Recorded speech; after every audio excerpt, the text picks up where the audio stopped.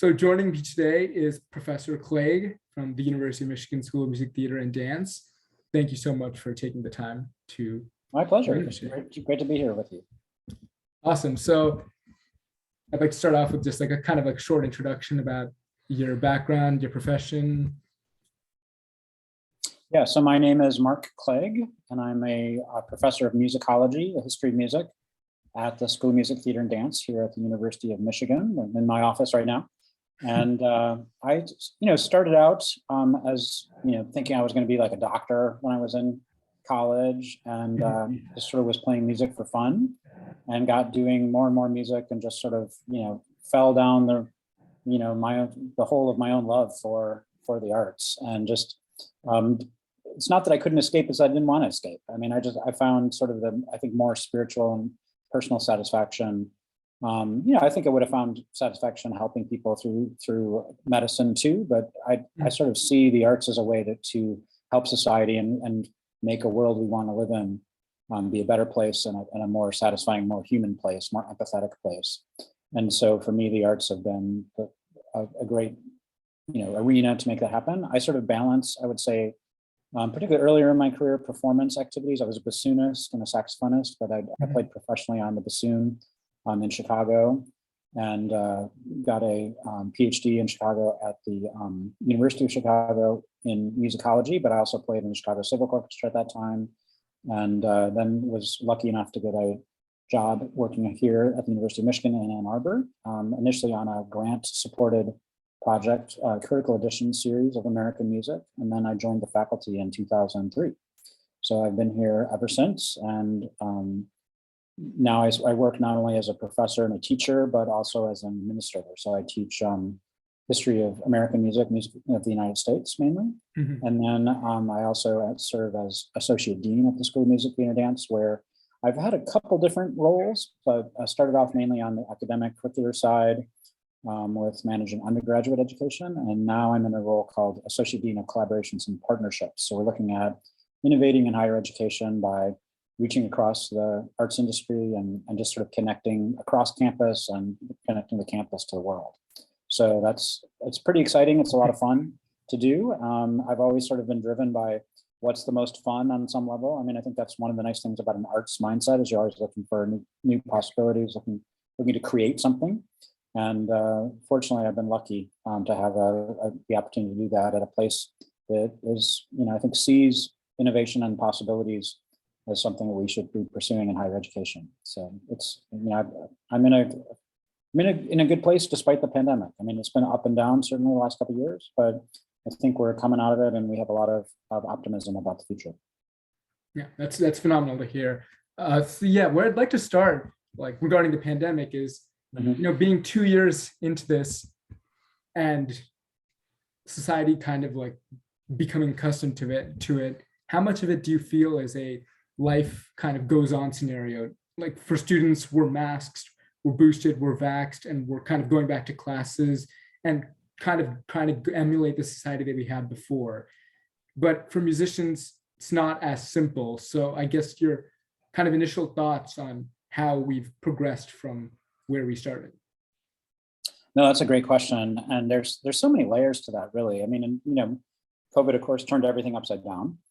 And we all experienced that.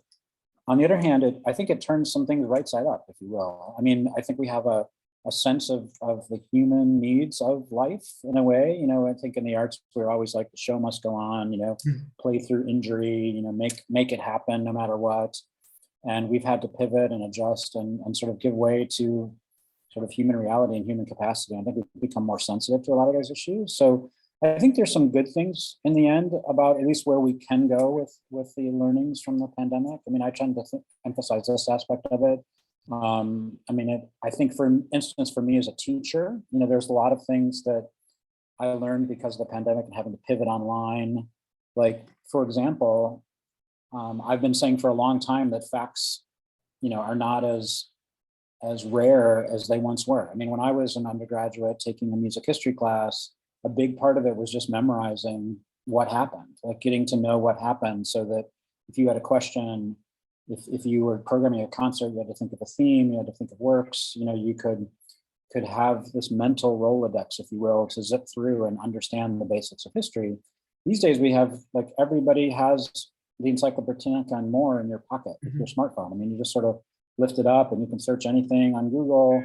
You know, so when, 1898 is when George Gershwin was born. Now, that's an important fact, and it's something I know because of the work I do, but it's anybody can look it up. I mean, I still think there's value in knowledge in terms of being able to think quickly and to see connections and to know what search terms to put into Google.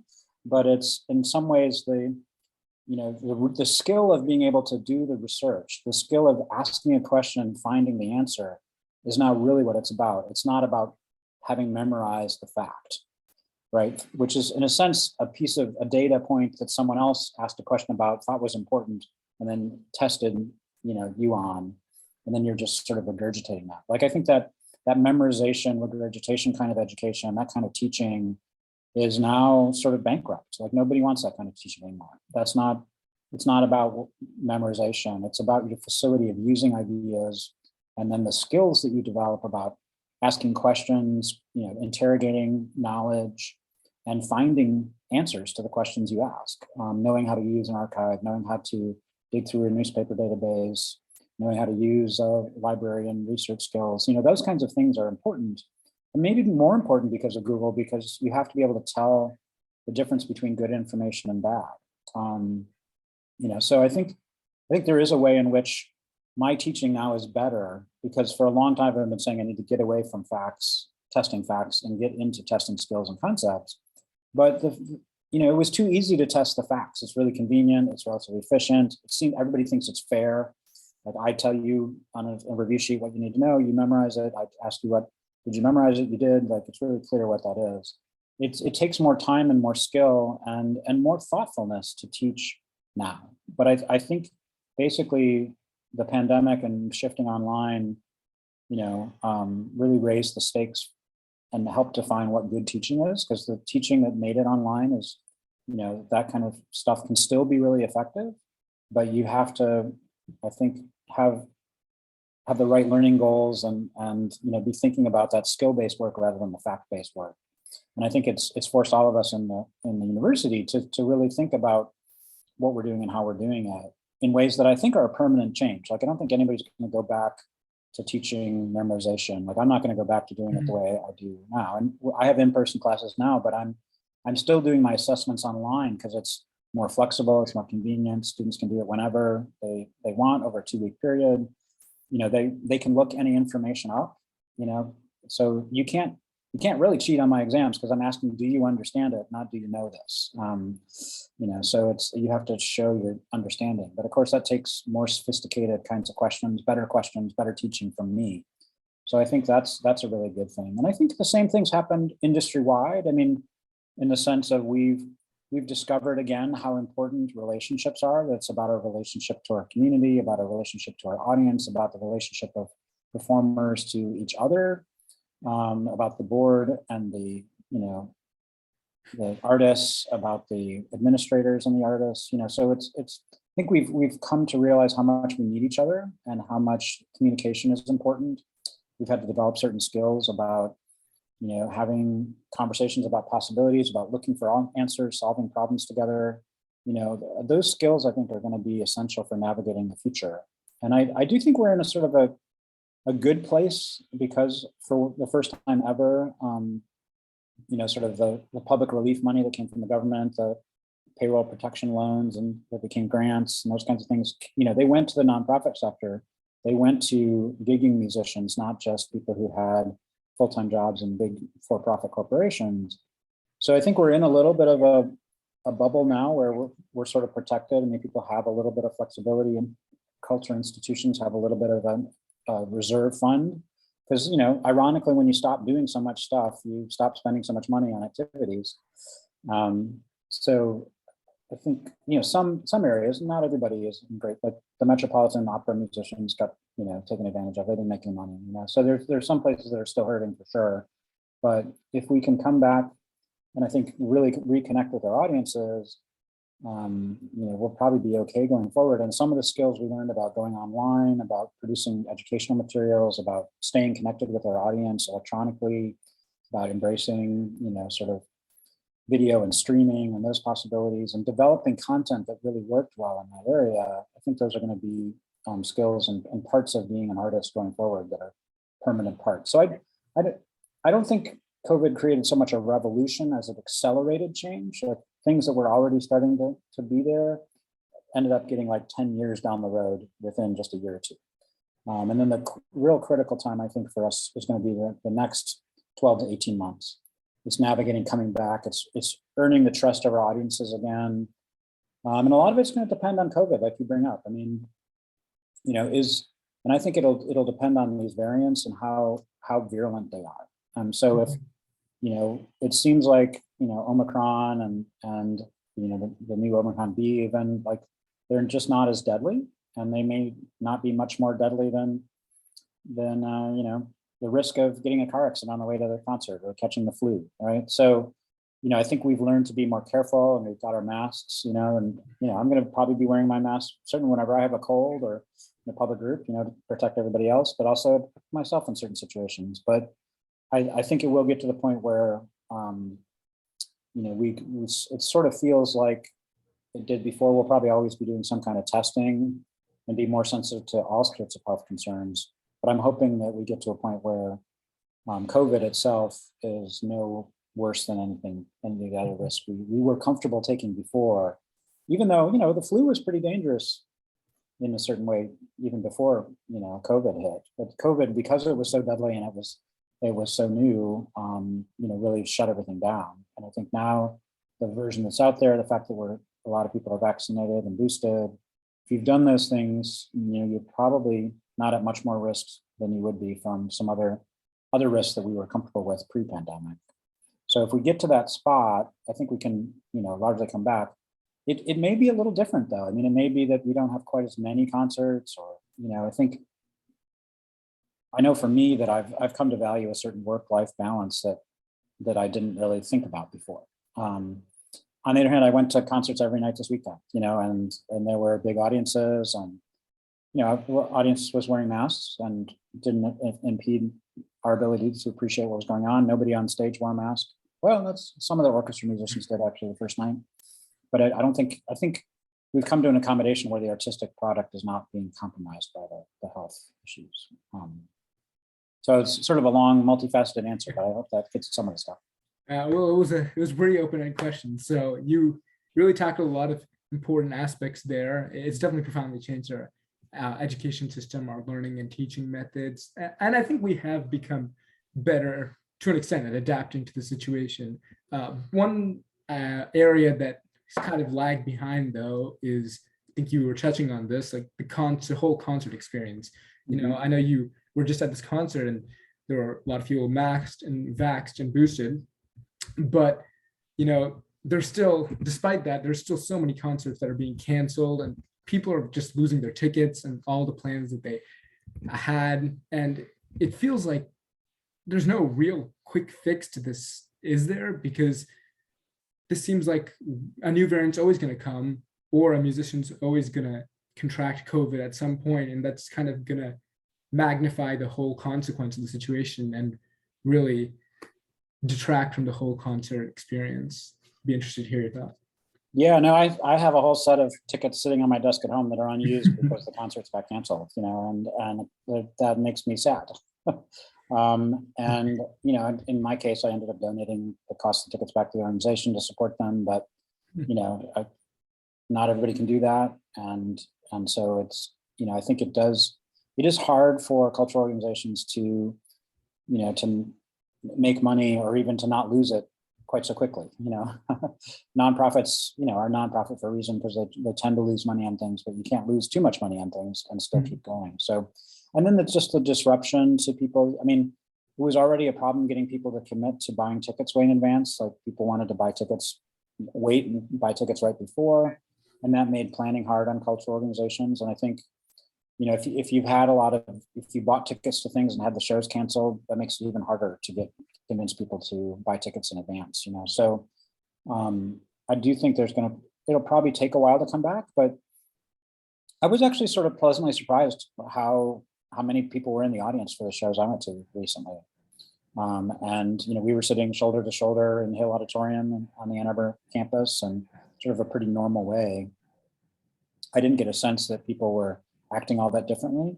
I think we'll probably take advantage of being outside and concerts sort of more in a festival outdoor environment. And I think that may be something we want to develop, but that could be really healthy too, engaging a new community. So, and I do think that donors have stepped up and really seen that to keep cultural organizations alive, it's really going to require a commitment, that it's not really about ticket sales. It's about grants, and it's about foundation support, and it's about donor support. And people, I think, who value the arts have put that commitment in. I guess one challenge, maybe down the road is going to be, are the new generation of ticket buyers who were going to become those board members and become those donors in the future, does that pathway still exist? Do the arts still mean that, have that significant role in their lives that the current, group of maybe older donors and board members have developed? So, but I think, in many ways, the pandemic has made the value of getting together, of having a concert, like maybe we took the concert a little bit for granted before. And, we thought, well, this is just what you do, and you don't really think about it. And now it's, in a way, it's more special. Like, you can watch things online on YouTube, and, you can get a good sense of what happened and what it was like. But there's no substitute for live art, I don't think. And I think we've come to realize that even being with people and experiencing art together, there's something really magical about that. And just the way it creates this kind of ritual of attention that deepens the experience of everybody who's there, communing and sort of connecting with the performers in real time. So I think there's a value to that maybe, hopefully we've come to even place a higher amount of emphasis on the value of that, and therefore what it's worth. What we would pay for a ticket, for example, that's really worth an investment and worth making a commitment to. So I hope that we're gonna be okay. But yeah, I think one thing we've learned is you don't really know what's going to be next, right? And so if there is a really much more virulent variant, or if another disease comes in or something else disrupts it, weather, climate change, flooding, all sorts of things could happen that would make our day-to-day life less predictable anyway. But I think we're just gonna, probably have to make a bigger commitment to, and do, there might be fewer things, less activity, but that the emphasis on making those things happen will be higher, a bigger commitment to making what we do special. So I don't know, I'm hopeful, I guess, overall, but it is a cause for concern. And I think, one of the things that I think about is, are we going to get into a scary place a few years from now where, the business model of the arts is certainly under strain, the Great Resignation, the challenges recruiting talented people. I mean, for a long time, we've depended on the arts with people who are they love the arts so much that they're willing to do it in sort of economically marginal circumstances. Like, a lot of arts administrators for cultural organizations do not get a lot of, big bucks in their salary. Sometimes the CEO or the president is pretty well compensated, but the average staffer in a, orchestra or museum is not making a whole lot of money. And that's true of a lot of musicians too. I mean, artists are, they're getting paid when they're working, but they may only be working intermittently. So I think we could have a challenge if there's even just a 10% drop in ticket revenues or donations, where some cultural organizations that were, sort of scraping by start to have real trouble. And there may be, a reduction just in the number of these organizations doing what they do. And that's going to be a real crisis if that happens, because it'll just be that many fewer people. So I think, one of the things that's going to happen that I know you and I have talked about before is the whole notion of resilience among performing artists. I think one thing the pandemic taught us is that it's better to have more options rather than fewer options. So when we think of training musicians, when I was in school doing my undergraduate in bassoon performance, it was considered pretty enlightening.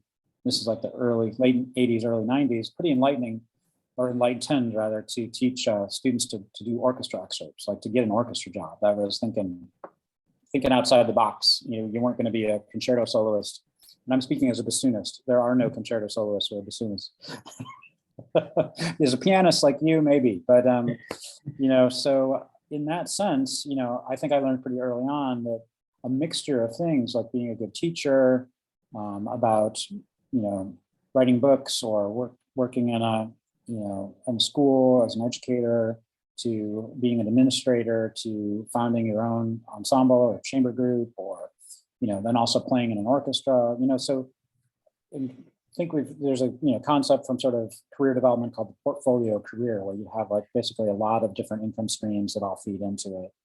I've been talking about that recently as sort of over, when you graduate from school, you're sort of just trying a lot of different things. And I think hopefully what happens for many students is that one of those sort of parts of their portfolio, whether it's the teaching part, the performing part, maybe it's instrument repair, or maybe it's arranging music or composing, that something sort of grows to become a job that actually provides benefits and a retirement plan, and gives you some security.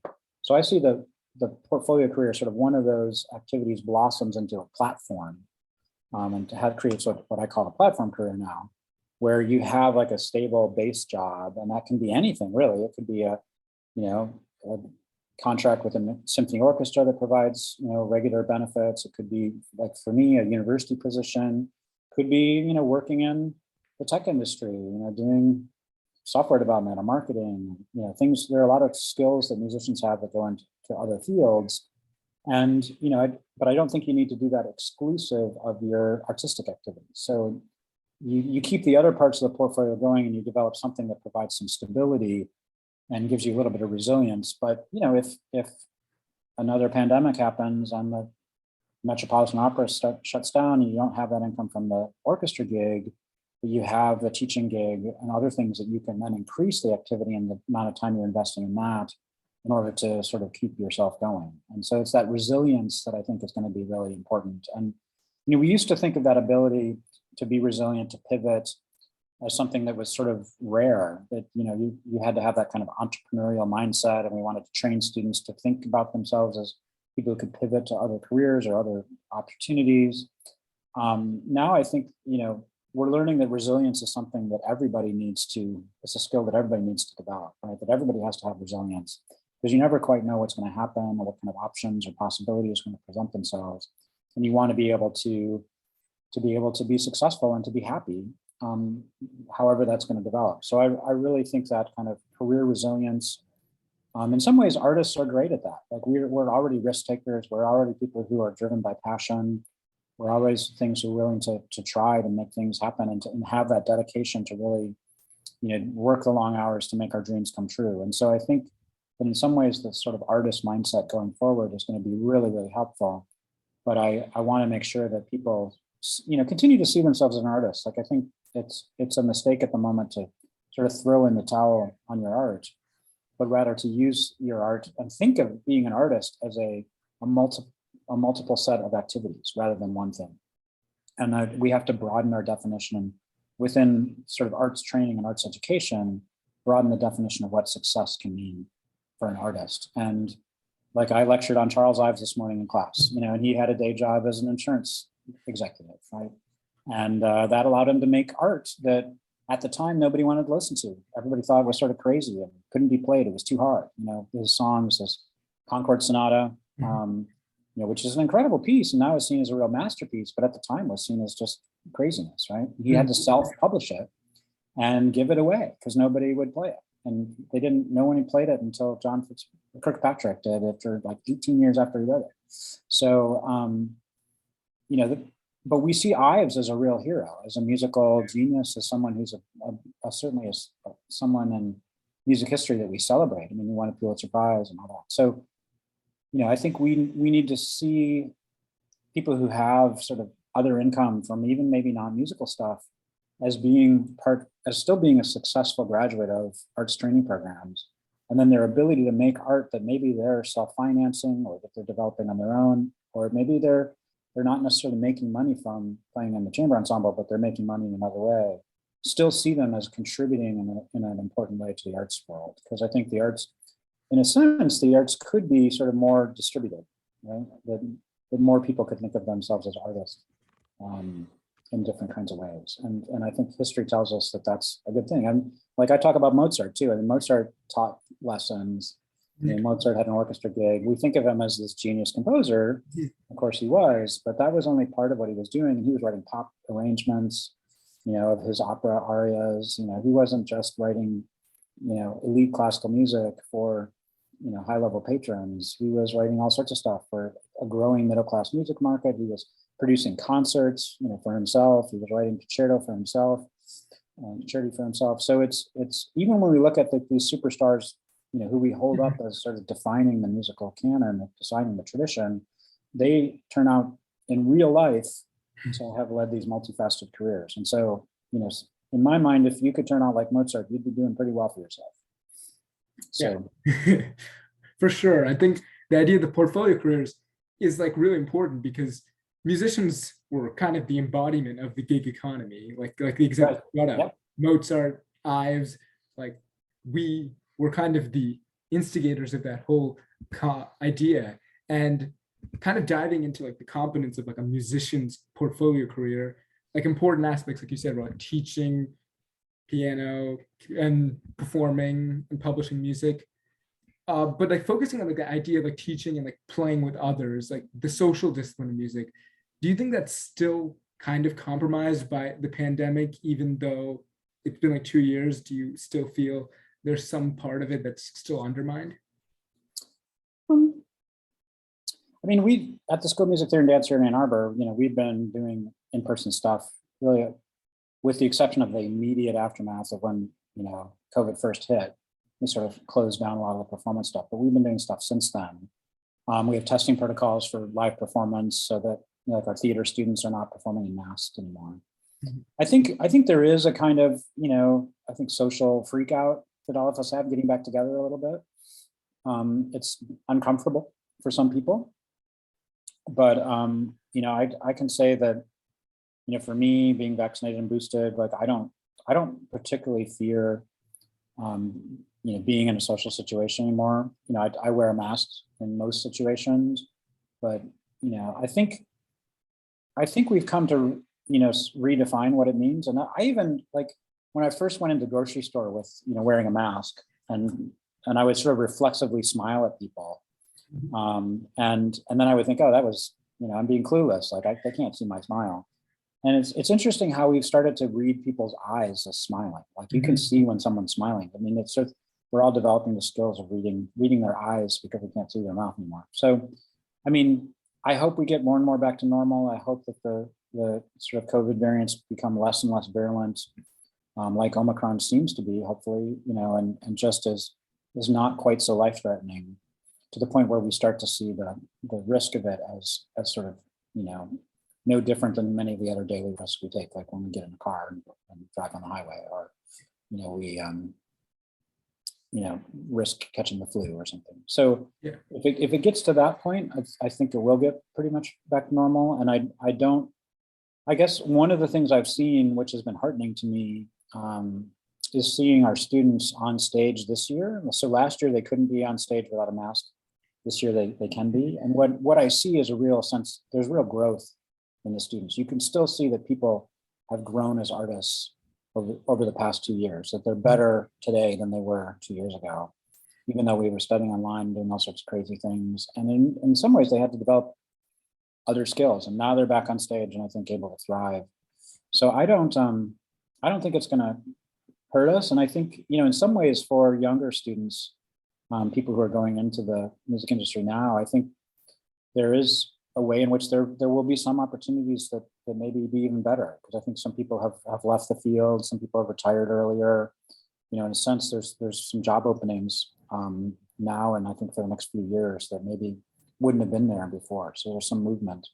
So I think for young people today, for people who've recently graduated or about to graduate, I think there's some real opportunities out there. And the key is that having that resilience in those initial years when you graduate, to be able to sort of keep yourself together and stay in the field until you can find that footing, that one part of your portfolio that becomes a platform, I think is really the key. Yeah, And as we adapt from the negative consequences that the situation presented, I think it's also important we appreciate some of the positive consequences that it laid for us and some new habits that instilled in us. I know from the people I've talked to, like it kind of forced them to spend more time with their instruments and renew their dedication to it and music in general. And I know for you, you committed to some musical projects of your own that you're really passionate about, and it kind of gave you that excuse and that it reignited a fire in you to kind of discover your passions. Yeah, no, I finished a book during the pandemic, which had been a long time project for me. And, in some ways it allowed me to really focus. And I think I've come to cherish that focus time a little bit more. And I think the other big thing for me is I sort of got back into exercise, and I've been, getting outside and riding my bicycle, jogging a little bit on an indoor home treadmill. So, and I've just realized how important it is for me and my sort of mental health and sense of happiness just to be a little bit more care about taking care of myself, I guess. And so there's some things about balance that I certainly hope we keep going forward, and just the way we recognize that artists are human too, and that they need to take care of their health. They need to be physically fit. We're athletes, we're performers. We're on stage, and you need your body to express your art in many cases. So as a dancer, actor, performer, musician, singer, like all those things, your body is your instrument. And so I think we've learned how that takes some sort of deliberate, conscious care, and that requires some time. So I think there are a lot of good habits that I hope really COVID got us back in touch with.